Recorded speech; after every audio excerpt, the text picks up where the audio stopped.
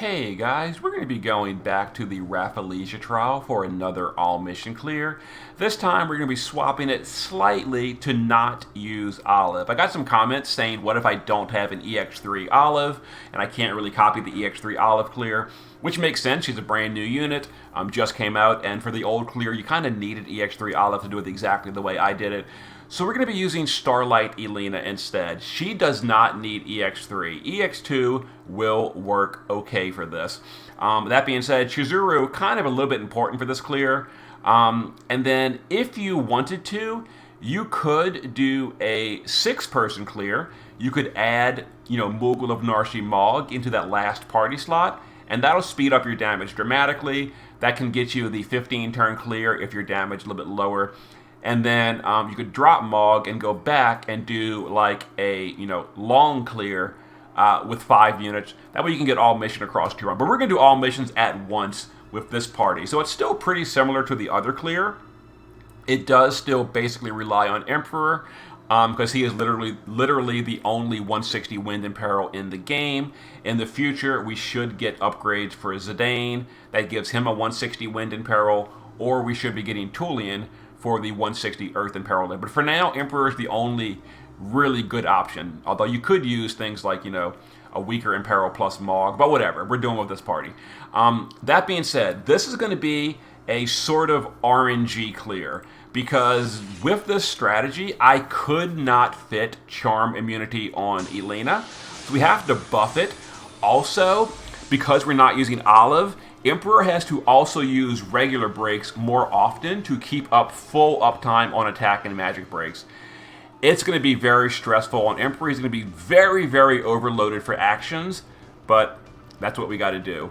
Okay, so to start off, we're going to use Emperor's LB, which does not break attack or magic. So currently, the only attack and magic break the boss has is the automatic 50% or 70% from Emperor's auto break. It's very weak. So we're going to be getting some major mana drain problems in the early part of the fight. We're going to go ahead and re-raise Chao because this is going to be potentially, disastrous. So we're going to go ahead and have Chizuru do these skills for wind support and Elena. Now, if your Elenas are EX3, or if just one of them is EX3, you're going to do Celestial Brilliance and Gemini. If the other one is EX3, do the same thing. But if only one of them is EX3, like maybe only the friend, then have the one that is not EX3 just triple Gemini on this turn. It'll still chain for the most part. If neither of the Elenas are EX3, then have them both use a Katana build, because we need that Sword in Peril from EX3. If you don't have EX3, use Katanas to synergize with Chizuru's Katana in Peril. The True Purple Lightning is a good hybrid double-handed Katana. Anyway, so we're going to go ahead and chain this up. It's not going to chain proper because, we're only using Celestial Brilliance on one of them, but there we go. It still did okay. Okay, so here we go. The boss only has a very weak break right now, so he's going to do a strong mana drain, potentially high damage. Yeah, really high damage because he had a very weak break. Thankfully, the boss did not use a magic buff this turn. If the boss had used a magic buff, we would have had to get rid of it, but he didn't, so we're going to instead use Earthbreaker, one of the Breaker TMRs, to put a nice 85% attack and magic break on the boss. So now we're a lot better with the breaks. So now Chao can just cover. We can focus Inspiration and Curasia himself so he doesn't, die. We're going to plant... Whoops. We're going to plant Pulverizer on Chizuru, and Elena's will now triple Gemini Blade. And other Elena, triple Gemini Blade. Okay, chain this up. Make sure you click Chizuru first in the chaining so that the plant killer goes out. And most of the damage will, of course, start coming on turn 4 when our Emperor gets his SLB. So here's some mana drains. And again, here's what I'm talking about for actions per turn. We're really stressed on actions per turn.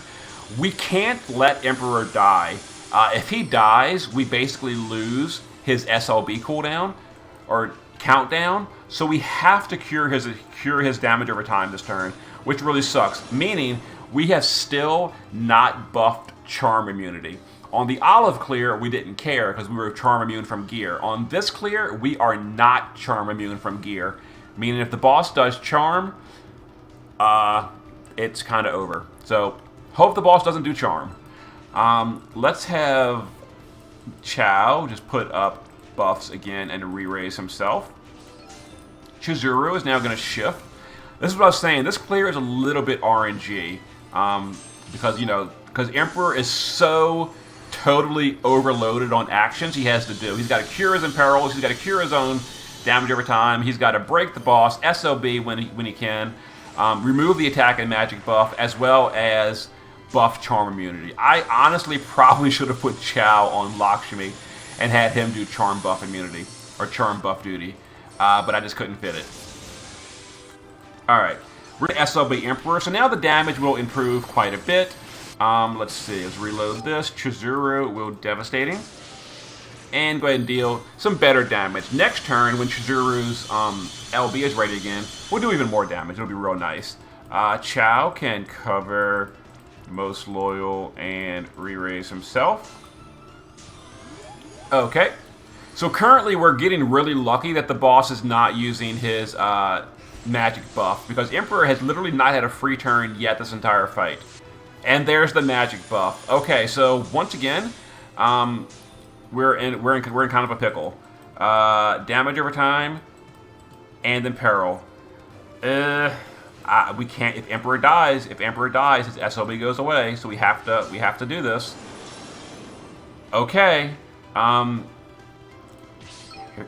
Here comes the mana drains, I guess. You know, what can I say? Mana drain time. All right, let's go. The boss has a magic buff. We can't remove it. But as you see, damage is really good though. So Chow will cover. We will re-raise himself, and I guess Most Loyal.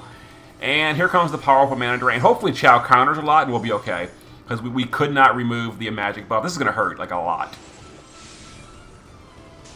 Okay, the mana drain wasn't too excessive.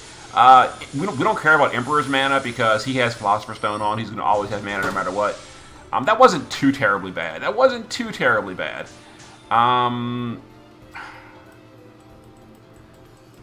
Alright. So I have two options here.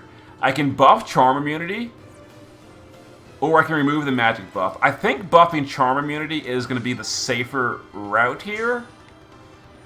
So we're Charm Immune. So in case the boss does Charm. So it is turn 6. On turn 6, we need to reapply the Sword in Peril. So Sword in Peril. Let's see. Sword in Peril. And we need to do the wind stuff with Chizuru. Chow can cover, re-raise himself, and I guess we'll do a True Guardian. Alright. So we'd love to stop at like 50. Oh, how perfect is that? How perfect is that? This is the healing turn and we didn't go into... Oh, the mana drain though. Oh, the mana drain though, because we didn't cure the imperils. Oh god. And as you see what I'm talking about here? With this stress of actions per turn, there's so many things we have to do this turn.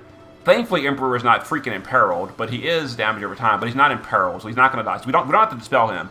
So, but the boss, as you notice, is losing his magic break because EX2 Emperor can't maintain full breaks. So I have an option here. I can either cure the imperil or do a magic break. We've got to do a magic break. So we're going to do a big magic break this turn because it's a 30%. It's got to be done. It's so frustrating. And Chow's got to just normal attack so we can actually do things. Yeah. So back in the base form. Okay. So we're going to Plant Pulverizer. I hate this. This is so frustrating. I mean, the clear works. It's just really at the mercy of RNG. You know what we're going to actually do? We're going to burst real hard. We're going to go ahead and double Gemini and Star Supernova. And so is mine. Double Gemini and Star Supernova. Let's go. Burst this real hard. Kind of. This is not a healing turn. Alright, so magic. Oh geez. I mean, this is so fun because we can't cure the magic break because stupid Emperor can't maintain buffs and he's doing 14 duties at once. Yeah, magic buff's got to stay there. We have to do the SLB. So magic buff's still there. Got to deal with it. Can't do anything about it. Very fun. Let's focus. Let's re-raise Chow. Oh god, is Emperor damage over time too?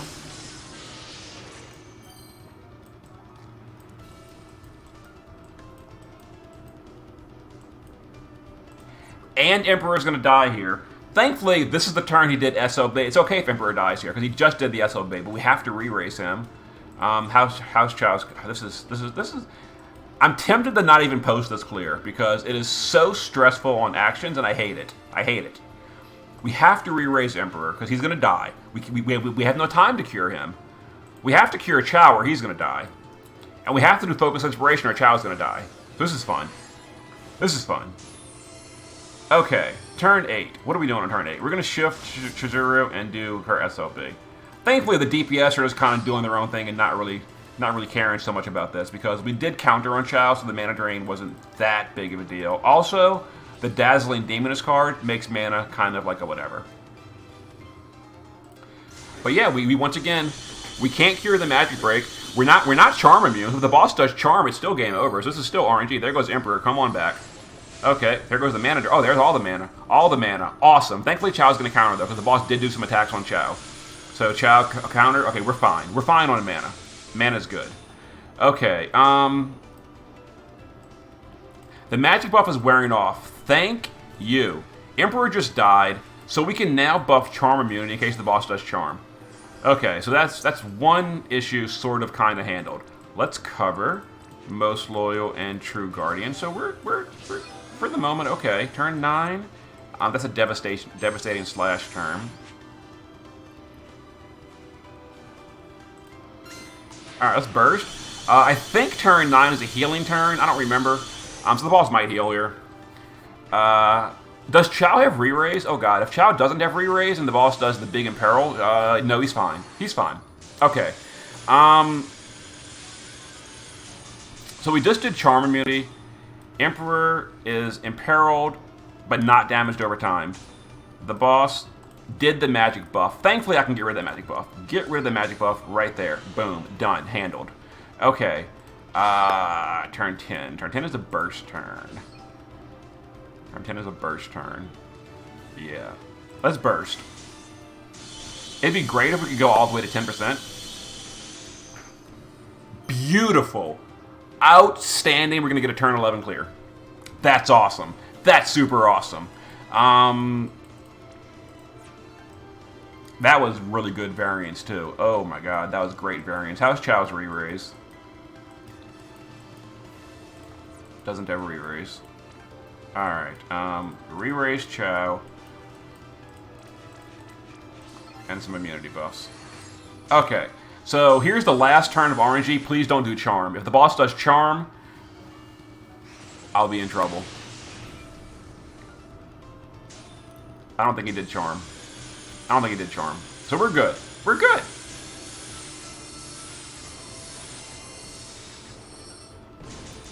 Turn 11 clear? Maybe? Potentially? Alright, so the boss is not buffed. The brakes are wearing off. How's Emperor's... Emperor... Not imperiled. Okay, so Emperor can do... Earthbreaker's on cooldown. What? And we can't do Curse because... Oh no, the boss is not... He's reflecting. And Curse... Curse is Emperor's on demand 83 break, but it's a freaking magic spell and it gets reflected. It's so obnoxious. Did I ever use his Magnus? I didn't. We can use the Magnus. You can't reflect that. Okay. It's turn 11. We're not going to kill on turn 11 because we got to do all these buffs again. And Sword and Peril's worn off, I think. Damage from swords gone. Okay, turn 12. I would have really loved a turn 11 clear, but no, we're a little bit short. That's okay. That's okay.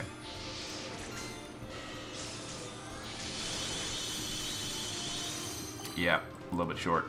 Oh,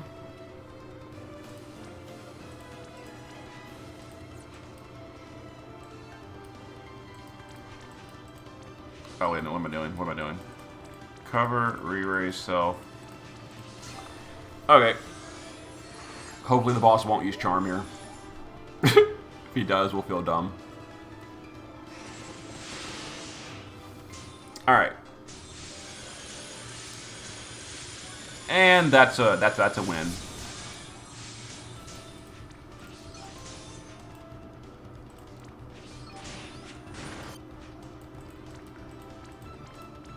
Very stressful clear. I don't know if this is even worth... I'm going to go ahead and post it, but... Man, what a stressful clear. Turn 12. Okay. So let me show you the gear. So Chow's gear hasn't really changed from the previous video. I just swapped in the Crimson Furisode because that gives you more bulk over the one I was using before. Other than that, he is immune to all the critical status. No, he's not. No, he's not. Maintain status immunity. He's not charm immune. Or not. That's why I had him on Tetris Sylphid. Facepalm, he was on Tetris Sylphid for sleep immunity. A critical status. And... Okay. Thankfully we maintained immunity buffs. Emperor, no real change. I swapped his gear slightly, but still basically the same thing. I gave him Earthbreaker to maintain breaks during his downtime because his normal LB does not break attack and magic. The SLB does, but it's only a 3-turn break, and attack and magic breaks are really they don't have an extra turn like defense and spirit breaks, so his SLB doesn't have full uptime of attack and magic breaks. It really sucks. Chizuru, base form, just some mana refill and, death immunity, etc. Shift form, LB damage versus, plants, mana regen, etc.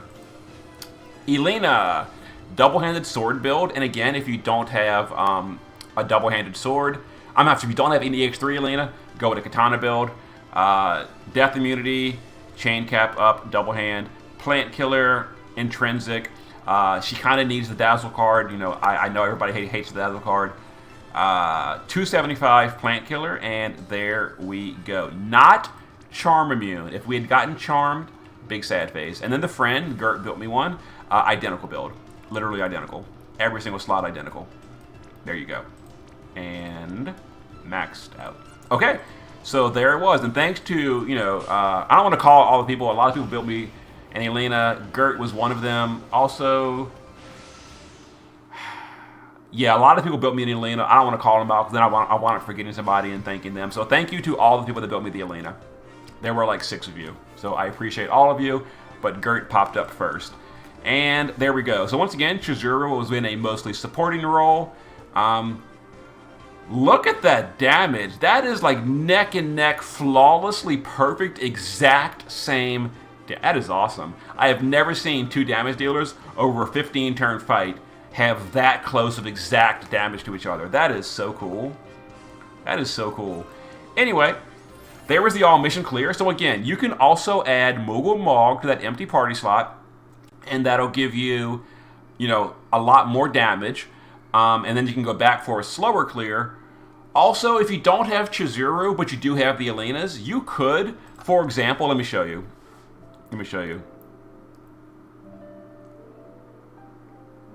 Once it loads, eventually. Okay, if you don't have Chizuru, but you do have the rest of the setup, you could swap out, let me save her gear real quick in case I do this clear again. You can swap out her for Bulwark, because Bulwark does Plant Killer, Wind Imbue, Wind Amplify, etc. And you could also add Narshi, but this of course would obviously fail the 6th mission. You could do this, and without Chizuru, but with Moogle Narshi of Mog, you should still be able to get a 15-turn clear in with this party without Chizuru's help. Because Chizuru only did 2 billion damage. The Elenas did 4 billion apiece. So Chizuru only did 20% of the damage, and adding Mog's Field is a bigger gain than 20% damage. So this is definitely more damage than Chizuru on the party. Also, it'd be less stressful, because then you could give things, Bulwark things like give him charm immunity buffing, or give him Sylvie's STMR to dispel the boss, stuff like that. Yeah, you could do this clear, and then you could drop Mog and do like a really slow clear over time. Okay, anyway, there was the alternate clear for Rafflesia, all missions. See you in a bit.